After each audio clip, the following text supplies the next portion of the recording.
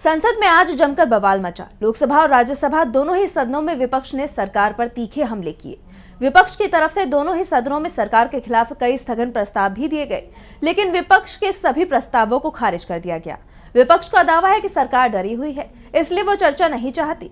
तो क्यों विपक्ष के तेवरों से संसद में डरी दिखाई दे रही है सरकार? देखिए इस रिपोर्ट में। नई शिक्षा नीति को लेकर केंद्रीय मंत्री धर्मेंद्र प्रधान के बयान पर संसद में दूसरे दिन भी जोरदार टकराव दिखाई दिया। नेता विपक्ष मल्लिकार्जुन खड़गे ने मंत्री के बयान की कड़ी निंदा की।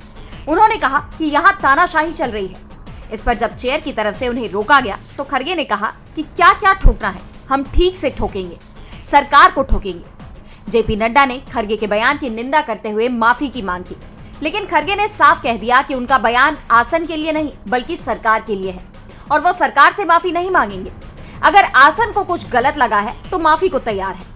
इससे पहले राज्यसभा की कार्यवाही शुरू हुई तो उपसभापति हरिवंश ने मोदी सरकार के मंत्री रवनीत सिंह बिट्टू को एक सवाल का जवाब देने के लिए कहा, लेकिन बिट्टू सदन में ही मौजूद नहीं थे।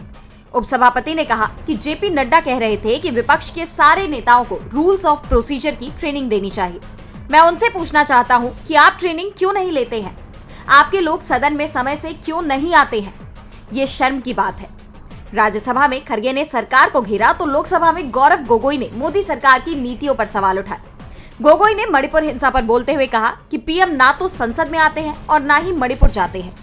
गौरव गोगोई ने अमेरिकी टैरिफ का मुद्दा भी उठाया। उन्होंने कहा कि टैरिफ लगाने से हमारे किसानों को नुकसान होगा।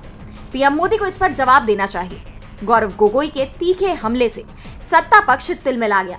जवाब में निर्मला सीतारमण ने गोगोई पर पीएम मोदी के अपमान का आरोप लगा दिया, जिसके बाद सत्ता पक्ष और विपक्ष के बीच तीखी तकरार देखने को मिली।